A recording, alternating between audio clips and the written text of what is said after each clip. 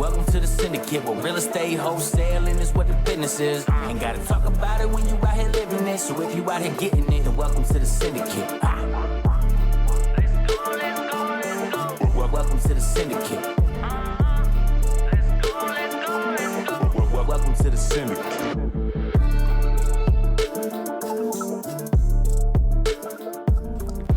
So this was a killer episode I just recorded with Anthony Genoa over at Hive Mind, doing giant land deals, one of the big investors here in San Antonio. Very excited for you guys to listen to this episode. And if you like what you hear, make sure you come to our event, Wholesale and Syndicate Live. Anthony's going to be speaking. He's going to be going deep in how he gets these giant deals, how he makes $1 million deals happen off of land. So go to freewholesaleiglive.com if you haven't yet. Sign up, and we will see you in just a couple weeks. How you got started? Yeah, dude. I'm a real estate investor. I'm based out of San Antonio, Texas, and I've been doing construction for 20 plus years since I was a kid with my dad's company. So I thought I was gonna be like the world's biggest, baddest like flipper ever. Mm-hmm. But I early in my days, I got a land lead, and I made like almost 100K in my first deal, like one of my first deals. So I stuck with land long term, and so now I'm doing full-time land investing, Texas only, specifically farm and ranch. That's all I look at. I love that. So that's dope, man. I know I've shared some of the deals I've seen online, some of the deals you're doing. Like, can you share like what's the size like of some of these deals that you're doing? I have a group. It's called $1 Million Land Mastermind. Mm-hmm. So we look for land deals that are $1 million and above. Yeah. And specifically unrestricted farm and ranch, rural type properties. So like, somebody brings me a 1/4 acre downtown for $2 million. I don't know what to do with that. I'm not a developer per se. But ideal is just a big farm, 50 acres, 100 acres, 200, 300 acres, somewhere out, south San Antonio, way north of Austin, or west of Fort Worth, something crazy where there's no investors out there, right? There's not crawling with wholesalers and flippers. Yeah. That's what I'm looking. I'm looking in the outskirts, specifically unrestricted land. I love that. So yeah, I think that's super cool, and you don't really hear anyone talking about that. And that's one of the reasons I was excited to have you on here, just to kind of break that down. And because I know next to nothing about it. I'm sure my audience is in the same boat. How did you get into that? Did you start residential and then start doing the big land deals, or did right from the rip? Is that what you were focusing on? Yeah, dude, I guess it was just the grace of God, really, man. I have a marketing background, right? So coming into real estate 5.5 years ago, I've been doing online marketing for, probably now 17 years or something, right? So I have a extensive online marketing background and offline marketing, right? Because I did marketing for my dad's company when I was a kid too, like door knocking, cold calling, all that. So coming into real estate, I'd never been to a closing before, never bought a home before, like never been inside of a title company. I didn't know what they do. And, but I knew that I saw some wholesaling videos on YouTube. I knew coming in that if I did a ton of advertising, that I was going to get some deals. So I spent like 25 or 30 G's like in my first month of being in real estate, knowing nothing, right? Never being to a closing or nothing. Not part of anybody's team. I'm just like a guy at my house. And, I shout out a ton of marketing. I ordered like 1,100 bandit signs. I took out Facebook ads, Google ads. Like I just went crazy to see what would move the needle. Right. And I got a land deal over by Fort Worth, and it was 46 acres. And I made over 85K. Damn. So it was like, that made me just gravitate towards land. Like I thought I was going to take on anything. Like I said, I flipped a few houses, and since I was a kid too, me and my dad did construction. So we flipped houses for other people. We were the contractor, right? Yeah. When I was a kid. So that's what I thought I was going to be doing coming into real estate. I said, I got this, construction background. I'm a licensed contractor. You know what I mean? Like I got my own money. So I was like, I'll just be the best house flipper in the world then, I guess, if that's all it takes. And like I said, I got lucky. I got a big land deal. And it made me realize that, like, hey, if I can make 100 G's and I didn't pick up a screwdriver, there's no way I'm going to go flip a house. That was the mindset. Yeah.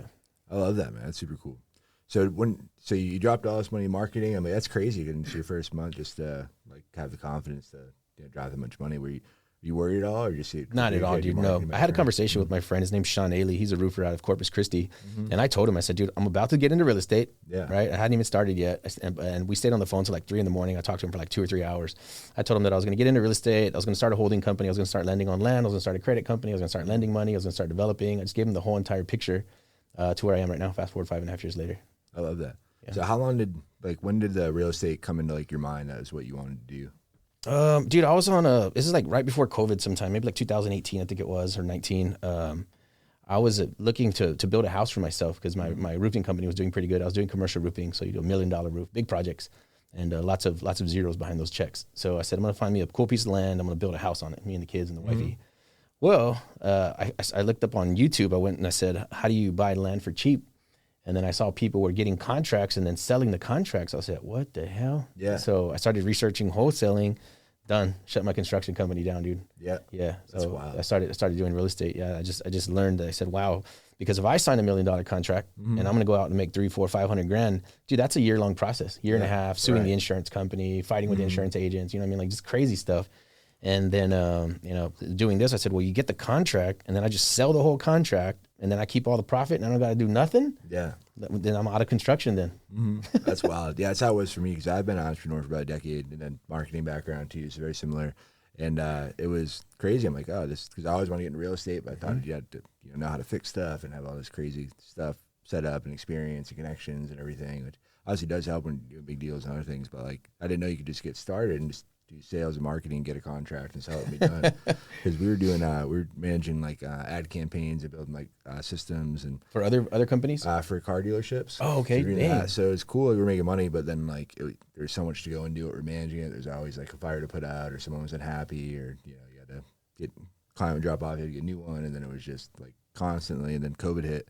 We lost all of our clients overnight, pretty much. Oh, damn. Because nobody could go into dealerships, and they're like, we're pausing our marketing. I'm like, fuck. So I'm like, let's try this wholesaling thing I've been reading about. And but I'm like, wow, that was way better. Did you notice the same thing coming in, having that marketing background? Did you feel like you got momentum quickly in real estate? Yeah, I kind of I'm kind of happy I did because I did learn. So I tried to come in with like a white belt mentality about a little course, and I'm like, I'm just gonna do what they say. And then after, I'm like, why is no one doing marketing stuff? This is wild. Okay, I didn't know that. I didn't know you had that marketing background. That's strong, dude. So I'm like, oh, cool. I can just do a little bit of this and that. Like, oh, cool. This is And everyone's like, wow, you've been fired. It's like, nah. It's like a lot of industries, they're using marketing and stuff, and so that's half what wholesaling is That's the hack, right? That really is the hack. I think that's where the light bulb came on for me. I was watching those YouTube videos and researching these wholesalers and looking up all the gurus I could find on YouTube, and they kept saying marketing, and I wasn't making the connection, dude. I'm like, I'm a marketer. I think I feel like I'm one of the best marketers in the world. But I'm not seeing the connection. Like, why are they talking about real estate with marketing? There's still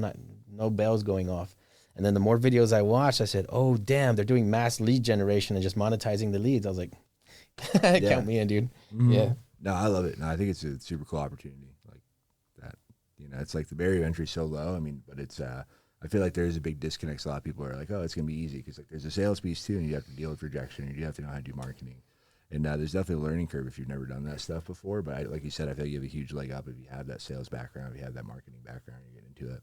Yeah, I just came in like a ninja, bro. Like I said, I, like literally like just tons and tons of leads, more leads than I could handle. So I immediately started going to all like the local gurus, like the big people, like Mitzi and Charles and Mike and just all the guys, Logan, Ryan. They all started helping me, and all I was doing was bringing leads. Like, check this out. Yeah, it looks like a good lead to me. I don't know nothing about real estate, but I wasn't bringing obviously trash. They were like pretty well targeted leads. Yeah. So I was bringing some decent stuff. So they were willing to sit with me, and they probably would have done it without it. But I'm just saying, like, I didn't come in and say, hey, help me. I came in and said, hey, I got something. Right. So I think starting with that marketing first. Well, okay, this kid has a lot of leads. And what was beneficial on my side is like, well, if this guy's too busy for me, this guy's not. And if this guy is, this guy's not. Right. So I kind of just round robin with everybody to just quickly learn. And like I said, I was bringing something to the table, so I wasn't begging for nothing. But yeah, it really was the hack. So I do say it's easy. I really still do believe it's easy. Yeah. It's just like, I think what does somebody mean by easy? Because you mean easy like, oh, you're just going to wake up one morning and checks are going to start hitting the bank? No, like you get up and you do the effort and then there's going to be results. Same thing like if you go to the gym, right? You say, hey, I want to get my arms bigger. Well, that's not a challenge. That's not something hard. You eat a little bit more protein and you get in the gym 2 or 3 times a week, and that's it. And just hit arms only if you want to, if you just want to do biceps, right? And it's just like a point and shoot type of thing. So I feel like that with real estate, I guess maybe it's my marketing brain that makes it that simple, but I really do think it's easy. Do mass marketing. You're going to have lots of phone calls, like you said, lots of rejection, lots of crap, lots of trash to burn through, but 100% chance of success if you're running the leads and converting some of them. Right. Yeah. No, that's the biggest thing. Like, I like how you said how do you define easy, right? What's easy to you? Because like, I think it's easy as fuck. So I sit in an office and like, I could be working outside. And you're not on a roof somewhere screwing in metal panels, right? Yeah. Yeah, there's a lot harder things you could be doing. So. I guess that's what it is too, bro. I grew up in construction. I put in hundreds of thousands of feet of wood floor, glue down, floating, laminate. I've done stairs, marble stairs. Like I could do marble showers, dry pack all the mud and tie in all the drain. I'm the best contractor you've ever seen in your life. Like my stuff is so precise, dude. I'm so like crazy about the way my stuff would come out. I feel like an artist more than a contractor. right? But bloody knees, tiles jabbed into your knees, blood flying out. You just freaking put some tape on it and you keep going. Almost cut off your finger. You're in the hot sun, having a heat stroke. I had to get off the roof one time and just hold up like bags of ice in the back of my neck for hours. I thought I was gonna die, and then somebody's like, real estate's hard. I feel like punching them in the face, dude. Like, oh, dude, shut the hell up. Yeah. You don't know what hard is. Like, I guess maybe they're just too soft, man. Like, I don't know. Yeah, I guess maybe I don't. I try to I think about that a lot. Like, why do people like think the way they do, or like why? I don't know. I think because they've never been through anything that challenging, right? So you come out of school and you come out of college, and then you work at Taco Bell, and then you work in an office somewhere in a suit and tie, and you get your check every week. You didn't have to do nothing, just show up. Then you go into a business where, hey, there's effort involved. There's money spending, money risk involved when you're doing marketing, and you're going out and you're wasting gas and wasting days, and the bills keep coming. So people die before they get a chance to get momentum because they couldn't get started. But I think the way that I recommend somebody to start is to have a stable income first. Yeah. Like, don't just jump off the building and you don't have any wings. Like, start. I like to see somebody having a stable income, even if you are working at Taco Bell. At least your bills are paid every single month. And you don't have to worry about that. And then do real estate as a side hustle until your real estate business starts to make more money than your other job. Yeah. No, I think that's smart. I feel like that's definitely doing it on easy mode, and just like you don't have to deal with the stress and anxiety. Like, fuck, what if like I let everybody down and I fucking lose everything like every day, like, which is a possibility, right? So have some kind of stable income first, and then build on top of that, and then you'll get to the point to where even your real estate income, you don't even need that anymore, right? And then you go into like borrowing and stacking debt from other deals and stuff like that. So then you could play higher level games, but you got to at least start with that stable income. Yeah, no, I love that. It's a great point. So what's kind of breakdown? What does a typical deal like look like for you? How do you find it? Like, just like, someone's like, okay, I know the residential, but just like, they understand what wholesaling is. But how do you explain, like what's different between residential, I guess, and what you do? So it's very similar, kind of the same thing, right? So instead of you pulling a list for 4.3s and, pre-foreclosures or something, or mobile homes on land, just pull land only. That's it. Just pull land. I would crop out all of Bexar County, just gone. And then I'll just work all the outskirts. Yeah, okay. All the counties that actually touch Bexar County. I don't want to go 2 counties over. You're kind of out in the sticks in the middle of nowhere. Unless you're going to buy like 2,000 acres, then you might, if you could get it 5,000 acres for 2,000 an acre, maybe. A little milli. But if it's going to be something that you're going to want to sell to a retail end buyer, developer, I would say that the counties that touch the main part of the city. So same thing like for Austin, I'll crop out Travis, and I'm only going to do the counties that touch that county. Right. Okay. Yeah, just stay away from the middle of the city, because in the middle of the city is where you're going to find a quarter-acre lot, for $100,000. Right. I'm sure there's money to be made there. Maybe you throw up a house. I don't even know what the play is, but there's something that happens there. It's not what we do, because those are extended timelines, right? And maybe you get lucky and you find a diamond in the rough and you find something for $100 downtown that's worth $1 million, right? Maybe that comes up. But if you want a consistent good deal where it's a winner every single time, you go get like 100 or 200 acres out in the county, right? Like I said, there's still water and there's electric and stuff. You don't want to be so far out that there's nothing. I say my cutoff point's about 30 to 45 miles, right? It's probably a good cutoff right outside the city, 30 minutes driving time.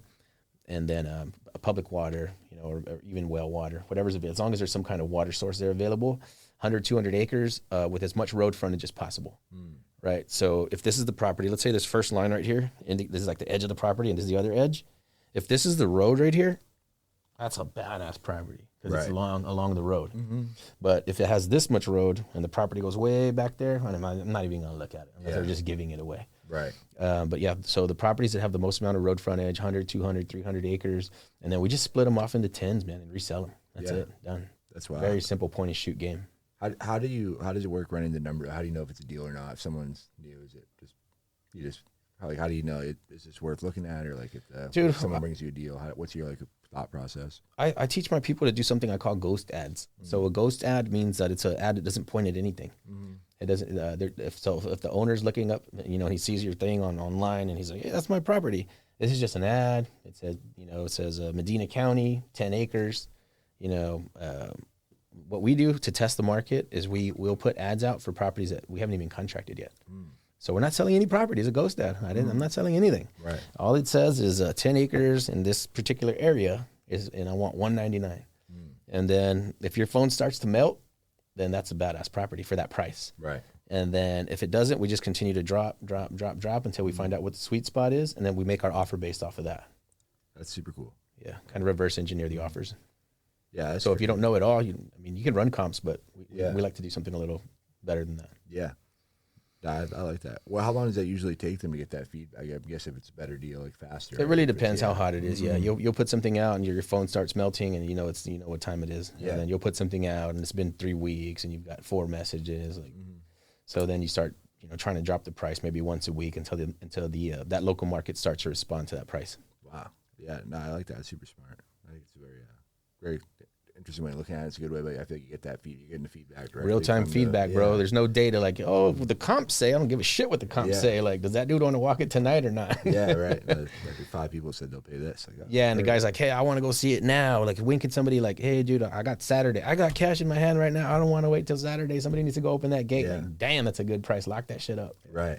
Yeah, and I feel like that eliminates a lot of the, like, oh, hopefully I can dispo it after. You got to try to, like, drop the price. And like that's one thing I don't like doing, man. I don't like contracting stuff that we're not going to close on, stuff that we can't perform on. If we're going to lock it up, let's sell it. And then if not, if it is an if, let's let the sellers know, hey, dude, look, I'm going to attempt to get this done for you, but I can't promise. Your price is crazy. I'm going to try to help you. And then, bam, we go to blast it. Nothing happens. I told you.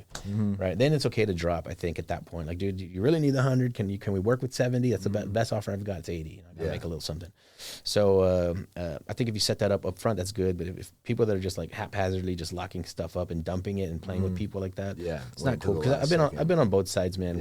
Where now you're expecting something to close and it doesn't, and people start to make plans with that money. They start to spend money they don't have. Oh yeah, some people are moving across the country and shit. Like, it's crazy. Yeah, so I hate when people do that to people. Just like, just get contracts or just dump them. Yeah, no, it's awful. Yeah, especially like, I don't know. To be transparent, I mean, just talk to them. Like, no, if you can't sell it, you can't sell it. Like, man, that's cool, man. We tell sellers that all the time. Like, I can't help you at that price. Yeah. Here's the price I can help you at. Where you're at right there, we can list it. You can list it for yourself. Like, you know what I mean? But yeah, that price, there's nothing I can do with it. I'll even try to help you for free. Yeah. You want me to list it for you and I'll take the calls and you don't pay me nothing? Like, I'll do anything I can to help you. But beyond that, we're not going to, we can't just, like I said, you just at least inform the person of what you intend to do. Right. Yeah. No, I think it's pretty easy, and then it makes it a lot more simple. Yeah. But I love it, man. So you get all that. What's the competition level like compared to like residential? Is there a lot? There's none. Other people? There's no competition at all. Really? Complete blue ocean. Yeah. There's nobody coming. There's nobody coming forever. No, there's nobody coming. That's awesome. So is there as far as the seller, is it like the same type of situations they're going through is why they want to sell? No, or is it... These sellers are rich. They've owned that property their whole life. This dude's been a millionaire since he was 8, since little Timmy, since grandpa left them the land, Okay. And they still have the land. So if he ever got into a money jam, the dude could just clip off 1 acre off the corner and sell it for $50,000, Yeah. So okay. They're not in money trouble, nothing. It's sometimes just like life transition. Yeah. They're older. Okay. Right? Boomers. And they have kids. They want to like, oh, I'm not going to leave nothing to my kids. I'm going to spend all the money, or it's I don't want them to fight over it, so I'm going to sell it and give them each half the money. Right. Or I'm going to sell it, seller finance, and they're going to leave them cash flow. You know what I mean? So everybody has different ideas. So I think that's the main thing in this business is we don't come in as the buyer or the flipper or the cool city slicker. We come in as a consultant. Like, hey, you have this really, really expensive asset that's very hard to move. You know it, and I know it. Do you want me to help you get the money out of this thing? Yes or no? And that's it. That's pretty much the whole conversation. I love that. That's huge. And then, is it like, have you broke it down? Do you have like an avatar of like, so I think kind of broke it down there too. Is there like a certain age range? Is it like, I'm sure it varies. Yeah, no, we don't pay attention to age at all. Yeah. But if you were going to pull some kind of metric, I think hit everything. So I don't care what age they are. But if you wanted to get very, very specific targeting, like maybe on Facebook or something, then I would probably say people like 50 and older. Yeah. Yeah. They're the ones that own 400 acres, 1,000 acres, 3,000 acres. Yeah. They're older boys. Yeah. Nice. Transitory phase of their life. That makes a lot of sense. That's super cool. So what,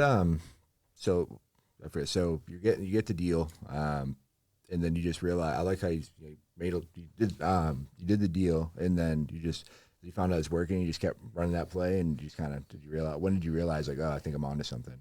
Dude, honestly, before I got involved in real estate, like I said, I already saw, once I saw that, hey, I'm going to do mass marketing and I'm going to sell the leads, that already told me, hey, well, I'm just going to get everybody else's real estate companies involved. And then we're all going to start to raise capital together to handle the leads that should be bought and sell the ones that should not. Yeah. So I saw the vision early, but I think when the light bulb really came on, like when things became tangible, after I did a couple of bigger land deals, I noticed two things. I said, okay, it takes a lot of time and it takes a lot of capital to find these types of deals. But there's a lot of them out there. But it's like a needle in a haystack, right? Because I'm looking for deals where I can make like 50 or 100 or more, right? And so I said, okay, well, I can continue to inject my own capital back into this business over and over and over again, or I can capture more time. You know, that's the only other asset class that we can't spend more of, right? I said, what I'll do is I'm going to start recruiting a ton of people to help me go out and get these types of leads. And then they'll spend their own capital bringing them. And then when they bring them in, I'll teach them what to do, help them raise the money, close it, negotiate it, everything. I'll just kind of be like that central point. And then all you guys, like, you know, come over to me and I'm going to help you guys do the deals. And so I had a vision for a mastermind. And I said, instead of starting a mastermind, because people will come in for $50 a month, $100 a month, and then they get bored in a month and then they leave. I said, I'll white label a CRM. I'll get a CRM product, slap a label on it, and then make that the product. And then when you subscribe to the product, then you get added to the mastermind. So they got 2 layers of you know, being locked in, engaged.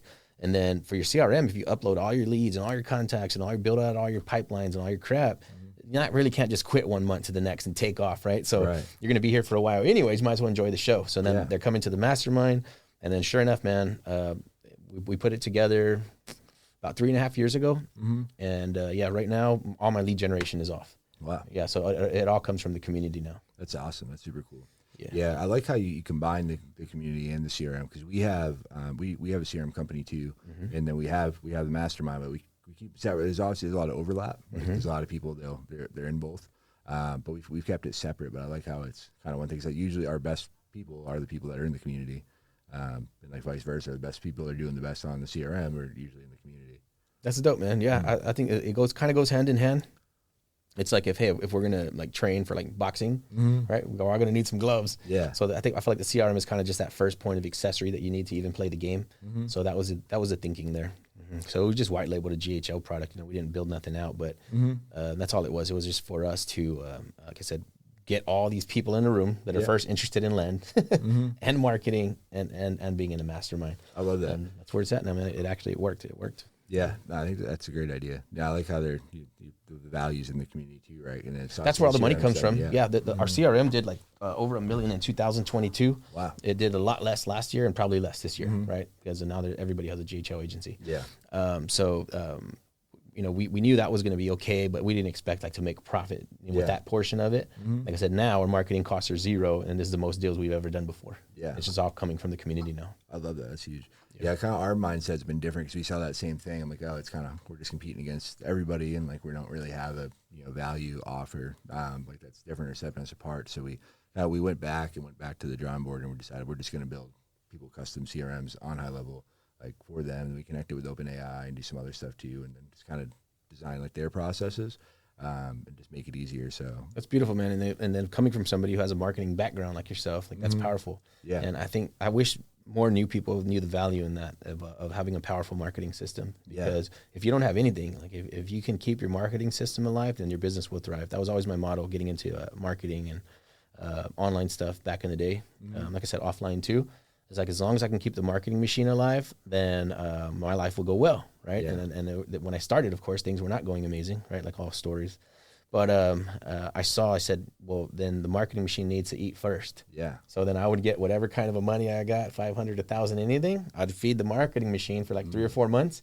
And then whatever I had left, that was my living money. Yeah. And then every time I got in another hit of cash, I would just stack the marketing machine higher and higher and higher.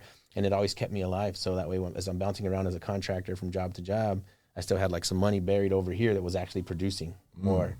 And so that I think for new people that don't have a system in place, they definitely need it. That's like the lifeblood, like the heartbeat of your whole company. And I wish more new people knew that.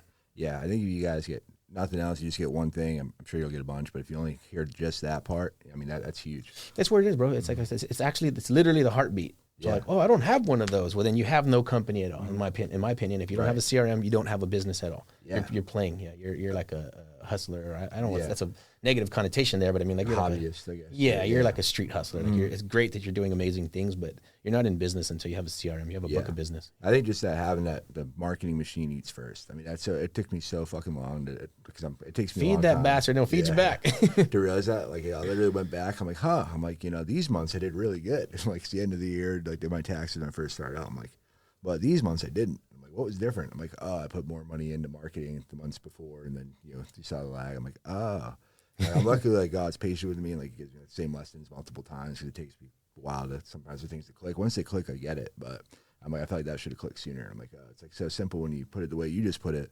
Like when you put money into marketing, money comes back on the back end if it's working or if it's good marketing. But feed that guy, man. So starting in real estate with that same mindset, right? We start making money and we start recycling all of our own capital back into our deals, deals. So what are you doing? You're running on really thin margins because you're trying to grow, right? You see another good deal, buy it. See another good deal, buy it. Buy it. And next thing you know, you're out of cash, right? Like all of us. But now where we are is we're getting to a model where we're stacking the opportunity so high that now we need to go raise capital. Now we got a whole new problem that never existed before. It's a great problem to have. And I appreciate before this, we got to listen to one of your capital raising calls. Super insightful. And then that makes it the reason you have this because you guys are having so many deals because the competition isn't there and there's so many opportunities that you got to figure out how to get more of them. So that's super cool. So when did that become a problem? Like, hey, I have so many deals, I need to find more money. I'm telling you, man, I saw the vision on this thing, so I already kind of knew it was coming sooner or later, but then when it hits you in reality, you're like, oh, damn, okay, it's here. And you're never prepared. You can never be prepared enough. I would say it's probably happened about 2 years ago maybe, is like when the lead flow is starting to get tremendous. Yeah. And then just about 2 years ago is when we started that $1 million land mastermind. So now we have people bringing us opportunities that are 2 million, 5 million, 9 million. So like, it's not going to help me to go raise 12,000 to flip that mobile in Elmendorf anymore. Yeah. So we started looking for capital, asking people, talking to friends, talking to strangers, just saying like, hey, who's moving money around and seeing what's happening. And then through some of our internal contacts, they introduced us to somebody. We borrow some capital from them. We put it into the deal. They get their money back, and then they get really excited, and then they go tell somebody else, and then next thing you know, there's 3 people, 4 people. Like once you show somebody that you can make them a strong ROI in a respectable amount of time, then the money just comes looking for you. Yeah.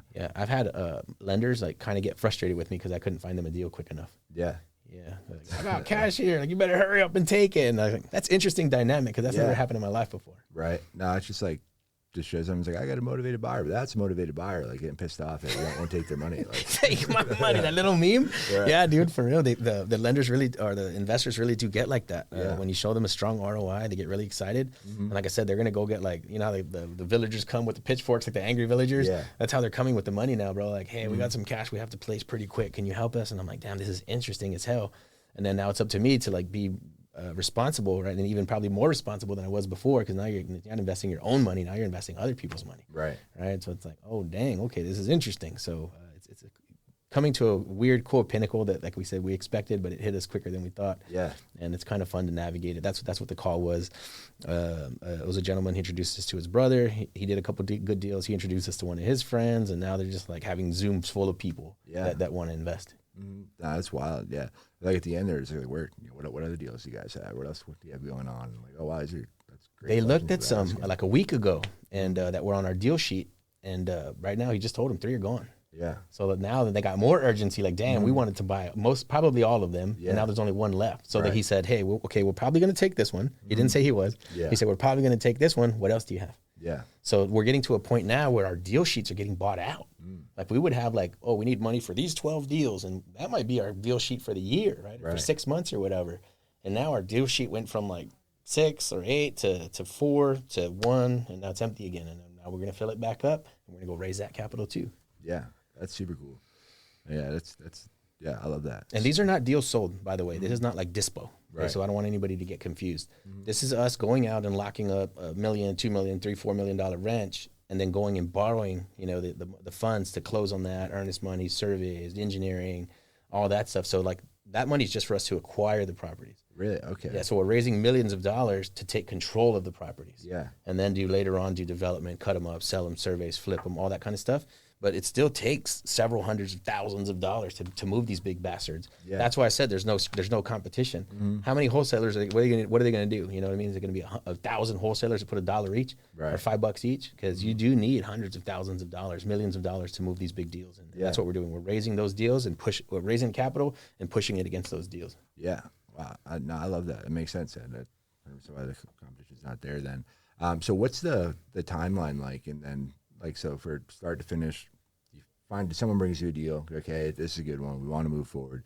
what are the next steps? Just high level overview for someone that's interested in this. Like what happens next? You're asking what happens when we get a contract on a deal? Yeah, so you locked up the deal. You have control of the property. I know you mentioned surveys. You mentioned had surveys. You get the money, surveys. Doing divvying it up. So your easiest deal, like I said, is going to be like a 10-acre lot split. So you take 100 acres, you cut it into 10, 10, 10, 10, sell them. Yeah, done. That's like the lowest. Like you can say you're a developer if you want to cap hard or whatever on a podcast. But you're just hiring a surveyor to just cut up some land and that's it. But next stage goes, we want to like either entitle this, which means like get this property to take it from agricultural unrestricted land and make it into a neighborhood, right? Okay, so now you hire an engineer, you give them $100,000 or $500,000, and then now that farm, that 100-acre farm is not a 100-acre farm anymore. Now it's a shovel-ready development where KB Homes or somebody can come in there and start throwing up houses. And they're willing to pay a pretty penny for that land. Yeah. It takes about a year, maybe a year and a half, depending on where you're working. If it's Austin, you take the rest of your life, right? Yeah. Any blue state. But if you just do a regular neighborhood, year and a half, like I said, you'll probably push $500,000, $1 million into that land. Yeah. But now it's worth triple or 5 or X, 10 times what it was worth before. So that's like the entitlement process. And then you can do what we're doing, which is we're breaking ground now. So we're putting down like 3 miles of road into a 200-acre subdivision. It was just an old farm. Wow. And now we're going to make 180 3/4-acre lots. So that's our first true development where we're actually like breaking ground. And like there's big tanks in the ground and like 50 pieces of equipment out there. That's wild, man. I love that. That's super cool. And then, so you mentioned timeline for that. So is there, what's been how do you manage all that? If you have all these different deals going on at the same time and then you're developing, it sounds like there's a lot going on. How do you like manage it all? So it's all the people, man. So, again, the vision is kind of like that multi-level marketing, like background that I had since I was a kid, where each one teaches one, right? Yeah. So that's what it is. And that's the mindset. That's the culture that we've developed. So everybody that's here is contributing like out of their own pocket, right? So like let's say you went out and you recruited 100 people. Now you guys sell the most protein powder and you make $2 million a month, right? Because you have all these people out there doing it for you. Similar mindset here. So we have a large group of people that have come together to contribute to this machine. So there's lots of moving parts. Somebody that works specifically on due diligence, calling for the electrical and the water. We have somebody that's specifically negotiating, making offers. We have different agents that write contracts for us, whether they're on the deal or not, but they're contributing their manpower and their hours just to be connected to the machine. So it's just a lot of different people that are specializing in one thing. So it's not like where there's 8 CEOs like I see in a lot of wholesale companies, right? And then they get into it and they all fight because they're all trying to do the same thing. But in my world, like I said, we put like 1 or 2 people in charge of 1 or 2 specific tasks, and that's all they do. Like we have one new girl we just hired. All she's going to do is run people's credit and like do like the mortgage loan paperwork and all that stuff. So yeah, she's I don't need 3 people like doing that department. It's just that one person. So hey, if something breaks, something slips through the cracks, it is your fault. Right.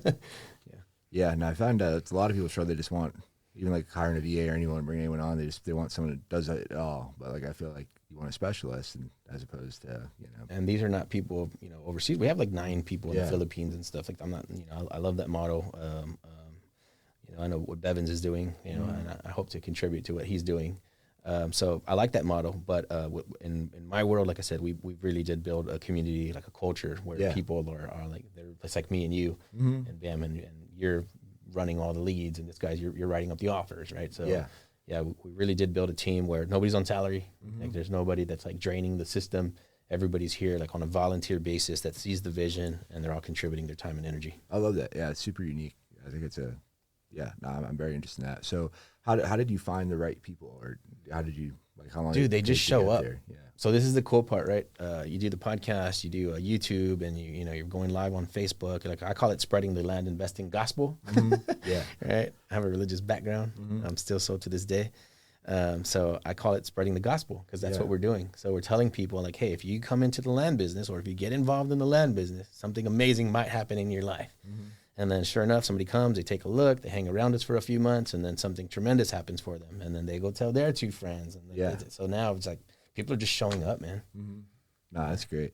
And you find like the people that like don't, like, they probably won't hang out for the first 4 months, and they're just like, they'll get shiny object another. Yeah, now they're doing storages now. Yeah, right. Which is cool. I don't think I'm not, whatever asset class you want, but I promise anybody, like if you stay involved in land, something tremendous is going to happen in your life. Yeah, for sure. 100% chance. I love it. No, it's definitely something I want to learn a lot more about. And I'm excited to have you speak at our event next month and, go into land so you guys can learn more about it. And I think it sounds like it's a blue ocean and it sounds like super fucking cool. It's a cool world to be a part of, and this is something that I really love, being at the top of the mountain, right? I mean, like people wise, right? Mm-hmm. If you're, where all the wholesalers are and the house flippers or whatever, everybody's fighting for deals. Everybody's against each other, friendly competition, non-friendly competition. But once you get to the top where you're like, hey, not me, we need to go out and raise $3 million by Friday. Mm-hmm. Boom, there's 22 of us that can go out and do that push and try to come up with that cash. Yeah. Because we're all going to help each other get that deal and take it down. Mm-hmm. And now $3 million is easier to find because there's 20 of us working on it. But if we're all chasing after $15,000 mobile homes, well, then there's no reason for me to need to go raise $3 million because we're never going to need it anyway. Right. Yeah. No, I get that. It's a completely different mindset. Yeah. So what do you do for accountability wise for so everyone's, has their own spot? I love how everyone, they know what they're supposed to be doing. Like they each have their own roles.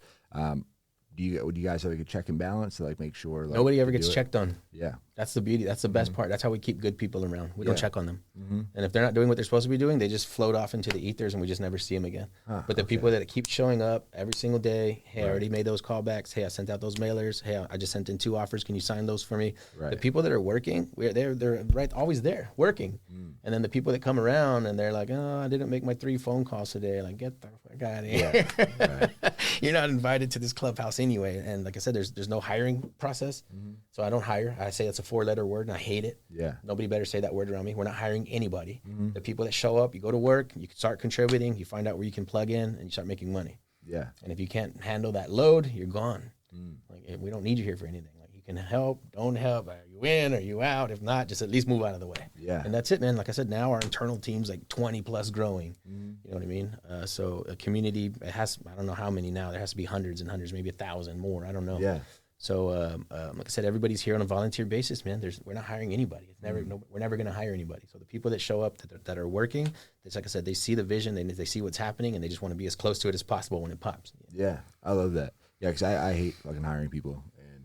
It's a never-ending cycle. Hire, and then here's paperwork, and then you're sitting in an office and all this bullshit. How about I never interview you? You never come to my office. Yeah. I can tell you how you can make some money with this. You tell me what you think looks good. You want to try it, yes or no? Maybe you're better at follow-ups, and maybe you're better at managing a CRM. Like you kind of just do whatever you want when you get here. Yeah. And that's what happens. Somebody shows up, and they're like the highest level I've ever seen at this one thing, and that's what they're contributing to the machine now. That one thing. So people are kind of like self-hiring. They're just like they see they're analyzing the machine. They see what's happening. I can help here, and they just jump in and start helping. Yeah, and they just stay plugged in forever. Yeah, it makes a lot of sense to me. Cause I mean, I feel like they're gonna take more ownership of it. It's like, hey, this is my one thing. We're all building this baby together. Well, what is it gonna do? Like, I don't know. Yeah, that's good. Yeah, because honestly, I hired someone to help with SEO because I just my issues. I can do a lot of things just with the marketing background. I can do this all. I just don't have enough fucking time in the day, and it's like I'm like, oh, I know I should be doing this, but this takes precedent, and it's like juggling acts. Back to hiring, and I just remember how much I fucking hate it. That's why I rely so much on automations and nerd out on AI and stuff, just because I'm like, I just don't want to deal with it. Because first I hired someone, first week, I think it was maybe 2 weeks, but literally 4 emergencies. They were 4 different things, healthy, oh, you didn't do this thing. I had to have to talk right away. I'm like, dude, this is what I expect from you. This is what we need done. Next day, I had another emergency. Why didn't you do it? I said, what would you report? Oh no, had another emergency. I'm like, okay, well, back to hiring someone else again.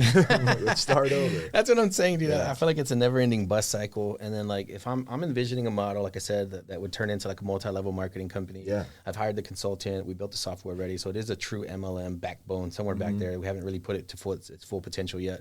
But with that in mind, I envision an organization of tens of thousands, hundreds of thousands of people, right? And we're building the infrastructure for it. Yeah. I don't want to hire anybody. It needs to be multi-level style where I come on board and I run my ads on Facebook and I pay for them and I do all that. I'm like my own company. So the people that are contributing here, then we can hire unlimited. Yeah. There could be 100,000 Hive Mind members and I only got 10 people on salary. Right? And it's a 100,000 person real estate company. And it's getting built. It's not like it's not coming. It's already happening in real time. So I don't feel the pressure of now we got to hire 26 more people. Right. It just sounds like a lot of risk. It just sounds scary to me. I don't want to hire anybody, not one. Like, let's all keep doing the same thing we're doing and keep growing it the way that it's growing, and we can take it to a be easy. Yeah, I love it. Now I can see the vision, and I feel like I get the name now.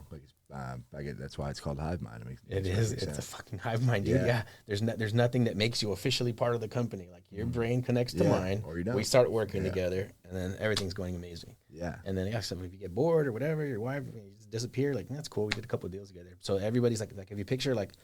They say a bee nest, but I'm thinking like an alien nest, right? And it's like these aliens that are leaving and coming to this thing, like an AI type environment. And you come and you contribute, you deliver some information, you deliver some resources, you take some back, and then you go. Yeah. And then sometimes they come back, and sometimes they don't. And like I said, it's just a big hive of information and capital, just everybody's contributing and helping. And when it's not serving them anymore, they're free to move on. Yeah. And if they see the value and they love it and they're going to stick around forever, then now those are like 20, 25 core people, and it's growing and growing and growing. Yeah. But it's massive, man. Yeah, it's that openness. Like, you're always welcome to come and you're always welcome to leave. Yeah. I think that's great, man. That's super cool. Yeah.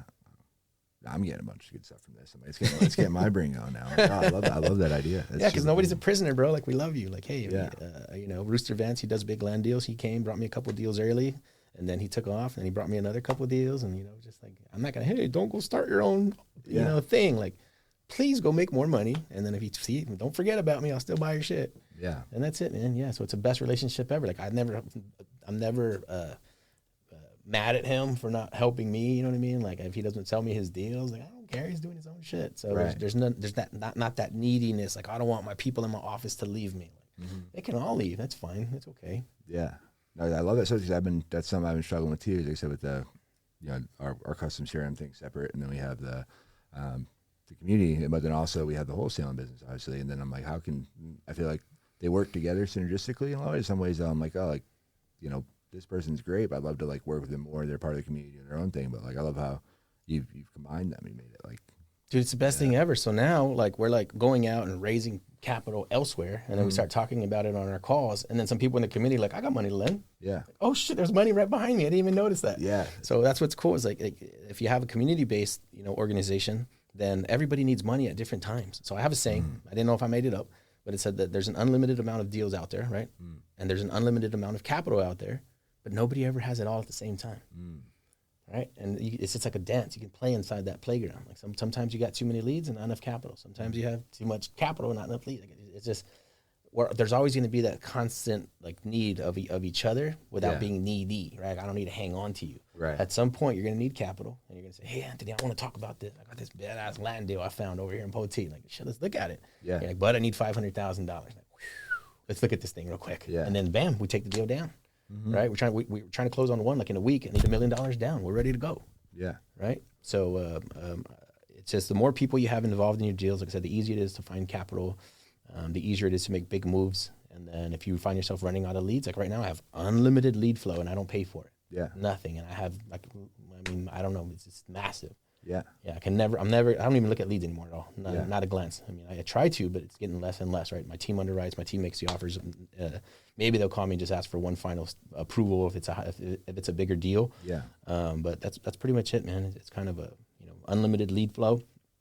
And so now what are we looking for? We're looking for unlimited capital because we have unlimited seats to park it in. Right. No, that's great. So, us not anywhere close to that, I'm just starting to see, we're doing more JVs, people are sending us deals, we're helping them, luckily we doing, the podcast and getting out and meeting people and, shaking hands and kissing babies. We're meeting buyers, meeting people. So we're like been helping, we've been doing more JV deals, helping people move them. One of the problems I have, and I'm wondering how you handle it, is like, how do you like sort through the deals? Like, how do you like I find don't the good personally. Okay. I got sorters now. Yeah. Okay. And that's what they want to do. That's how they want to contribute. So that's the best way they think that they know how to contribute. So now we have people that would go look at the deals, check it all out based on our criteria, right? That they know we like to see. Yeah. They'll identify one. They say, "Yep, this looks good." We send out 2 offers, one for cash, one for seller finance. So that deal gets 2 offers sent out. Owner says, "Hey, I want to talk to somebody." Bam, that's when it comes back to me like, "Hey, I think we got one," and then I'll look at it to make sure that we're going to actually go and raise the capital and take that one down. Yeah, got it. Makes sense. Yeah, it goes back to having the people that there's people that like that. I don't like that. Yeah, it's like that's something I don't like to do. And everybody, I think if you're going to grow in real estate, everybody's going to grow beyond that. Yeah. And again, if it's high level stuff and you're looking at a $4 million, a $10 million mini storage, like even as the owner, like I need to take a look at this thing, right? That's a big swipe of capital. But like as far as like, oh, I got 20 leads today, I'm going to analyze them. Like, nah.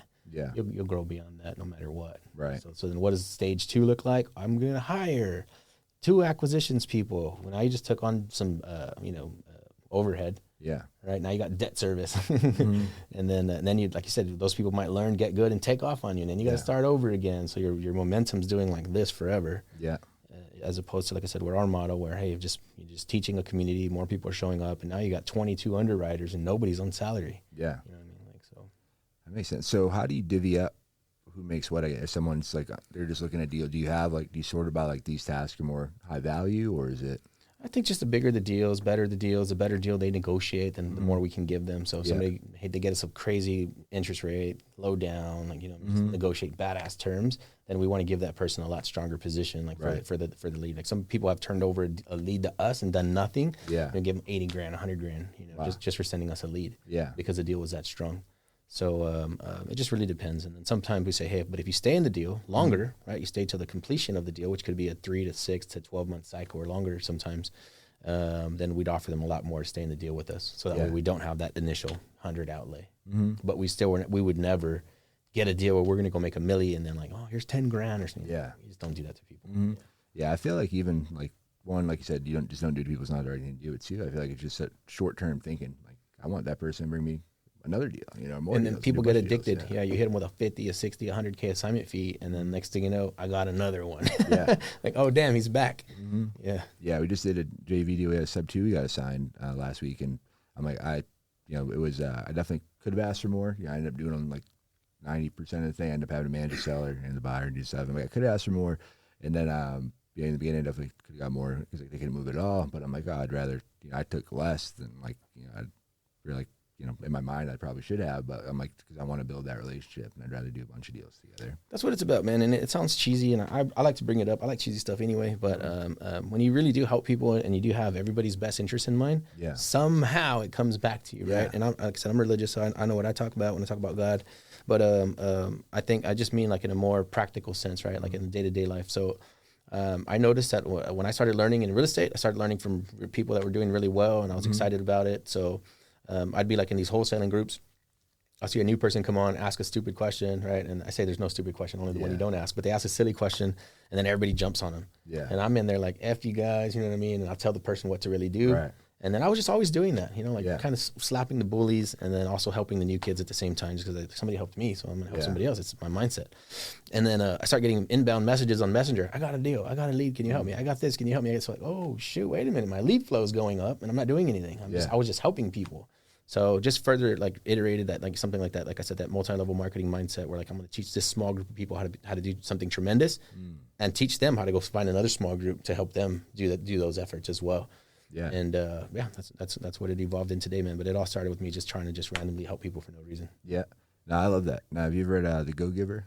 No, I think I understand the concept, right? Yeah. It's pretty simple. It's like, you explained it. And so I'm like, oh yeah, I read that one a couple years ago. I'm like, oh wow. And I started to like really just be more like mindful, I guess, of like putting it into practice. And it's been crazy. It's like it all, and like, I'm really, I believe in God too. I'm a Christian, and then so obviously I feel like a lot of it all comes from the Bible. But it's crazy though. Like it comes back in ways you don't see it. Like I like help someone completely random, and like somebody else, it could be something. It's just weird, when you start to like look back and like see the dots. I love it, bro. Like you could look at it. You can view it from a religious standpoint. I'm Catholic and Catholic Christian, and you can look at it from a biblical perspective, energetic perspective, whatever. Universe. That's all the same thing. Yeah, that's right. You push out amazing things, and amazing things might happen back for you. Right. We don't do it for that reason.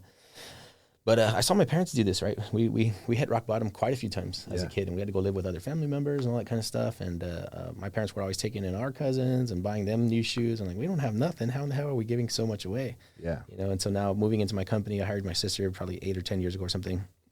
And she started working for me, and we had the construction company. Sometimes things were going amazing. Sometimes we're waiting on checks, and so it's kind of all over the place. But all the while, we're giving away and turkeys and back to school and all kinds of crap. And just giving away. Like I saw my parents do it. You know what I mean? Like they helped a lot of people, and they still always had more. And that was that God in my background. It's like God will always provide if you're really doing your best to help others. And I saw it. I lived it.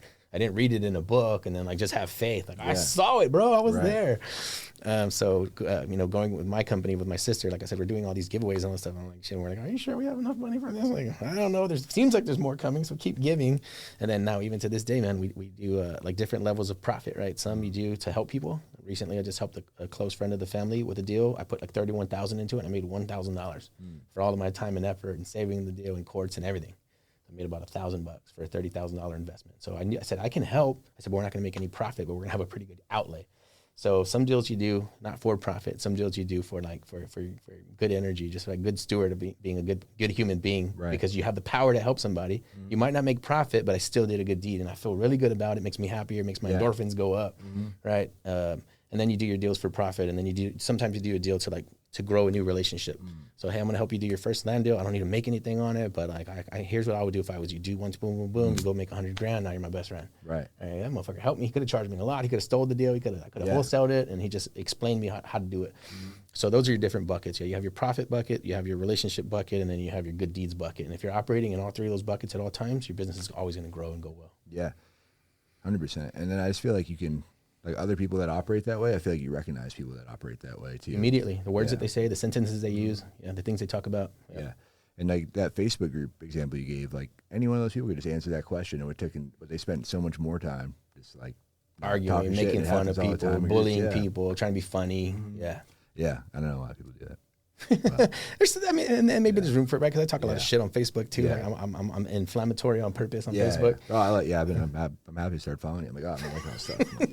I like it. We need this. I'm all over the place because I'm like, dude, listen, I'm from Texas. This is how I am. I'm not like in person. I'm not an a-hole. I'm not like bumping people and being a complete douche or whatever. Like I help everybody. If I see somebody bullying somebody, I'm gonna get that bully and I'm gonna take them to the ground. Like, you know what I mean? Like, so I'm always acting in everybody's best interest. But my beliefs are my beliefs, and I love to share what I share. I like to talk about what I like to talk about. I like Trump, love Trump. Yeah. So I talk about Catholicism. I post stuff about the Bible and the Rosary and like all this stuff. And like I said, it might to somebody with guns. To somebody that might seem inflammatory, but like that's who I am. Yeah. So if it's so inflammatory to see my content, like please unfollow me, please go away. Furthermore, I don't want people to get rich the way that I know how to get rich. If your values are the opposite of my values, then I want you to go stand in the corner, block me, unfollow me, and go cry over there. But I'm not going to teach you how to get rich the way I got you, the way I did it.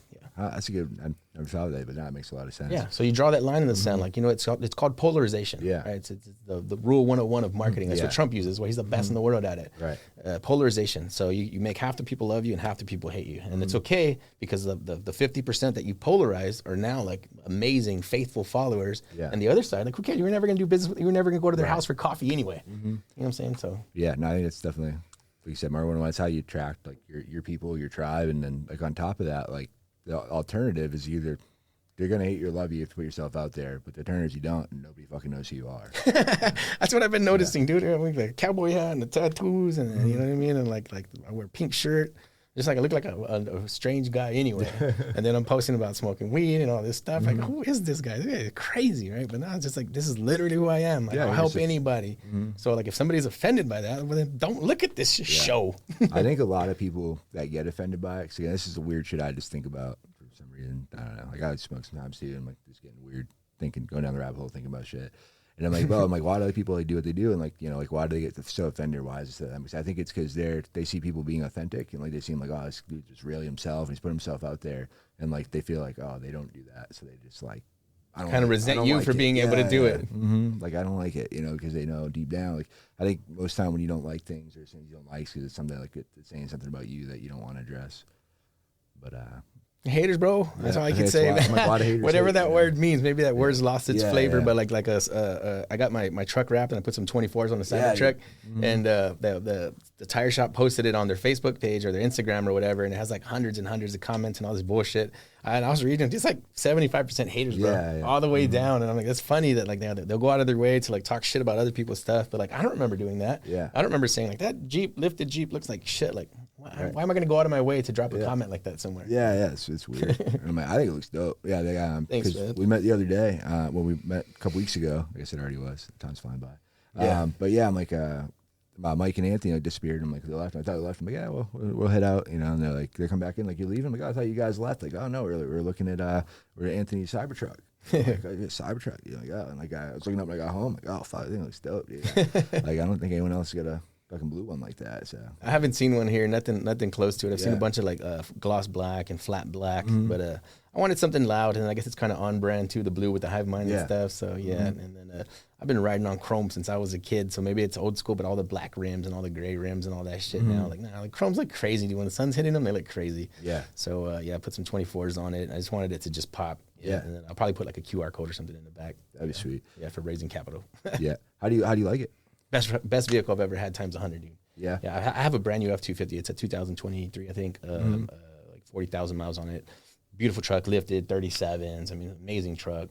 Four-door, 4x4 diesel. Badass truck. I had a brand new Cummins before, 4x4 diesel again. I've owned a dealership, so I've had like 20 diesel trucks at once, right? So I've had a bunch of nice cars. I've always fixed up my stuff, and the Cybertruck, it's the best vehicle I've ever had. Like, and there's not even a second close comparison. Really? Nothing remotely close to it. Yeah. What makes it so good? I think just the handling and like the responsiveness, like just all the little helpful features that it has. You know, light turns green, just bing, like just all this little stuff that you didn't even know you needed or wanted. Yeah. It has like the ride height adjustment, so like whatever ride height preferred. If you're going to a ranch, you just raise it up, and then like when you're getting out exiting the vehicle, it drops back down and everything. Oh, that's dope. Super intuitive car, man. And then like the handling, it's the first vehicle that's ever been made without a gearbox, right? So when you turn your gearbox, you got to do like this, like you're cranking this box to do like that to change the direction of the tires.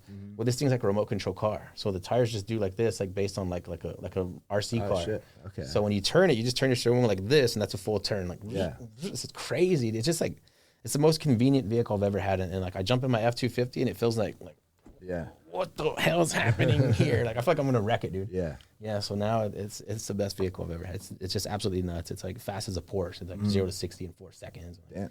Just a crazy car. It's just like, it's kind of like a funny car too, because it looks like it's like from an 8-bit video game, you know, from the 90s or something. So I just think like with all that being like a giant remote control car, I think like Elon just kind of like made it like funny. Like it's like the most retarded funny car he could make, and then he actually really made it. And that's what's hilarious. Like, I'm a huge fan. You know, I think a lot of shit he does to be funny, and just like, I think they're like inside jokes of himself.